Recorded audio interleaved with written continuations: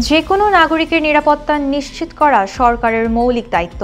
তারেক রহমান যদি মনে করেন তিনি নিরাপত্তাহীনতায় ভুগছেন, এর দায় সরকারকে নিতে হবে। সম্প্রতি এক টেলিভিশন টকশোতে তারেক রহমানের দেশে ফেরার জটিলতাকে কেন্দ্র করে এমন মন্তব্য করছেন বিএনপির সহ আন্তর্জাতিক বিষয়ক সম্পাদক রুমিন ফারহানা।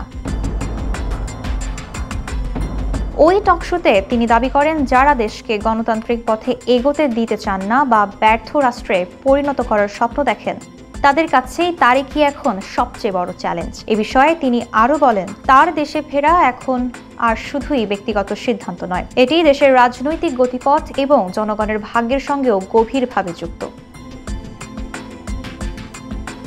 তারেক রহমানকে শুধু বিএনপির প্রধান হিসেবে দেখলে ভুল হবে বলে উল্লেখ করেছেন রুমিন ফারহানা। তিনি আরও বলেন, বাংলাদেশের প্রোগ্রেসিভ ও গণতান্ত্রিক রাজনীতির ভবিষ্যৎ মধ্যপন্থার ধারাটি টিকে থাকবে কিনা তা অনেকাংশে নির্ভর করছে তিনি রাজনীতিতে সক্রিয়ভাবে অংশ নিতে পারবেন কিনা তার উপর।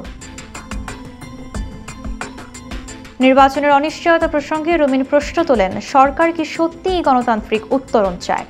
রাজনৈতিক অঙ্গন এখন ঠান্ডা। আগে যেখানে এনসিপি জোট, জামায়াতের হুঁশিয়ারি ও মনোনয়ন নিয়ে আলোচনা উত্তাপ সৃষ্টি হতো, বর্তমানে সেই চাঞ্চল্য নেই। রাজনৈতিক বিশ্লেষকেরা স্পষ্ট করে বলছেন, ফেব্রুয়ারিতে ভোট হওয়ার সম্ভাবনা খুবই কম। ডিসেম্বরের শুরুতে তফসিল ঘোষণা হওয়ার কথা থাকলেও বিলম্বিত হয়েছে। ফেব্রুয়ারি মাসে ভোট হবে কিনা তা নিয়ে ধোঁয়াশা রয়ে গেছে।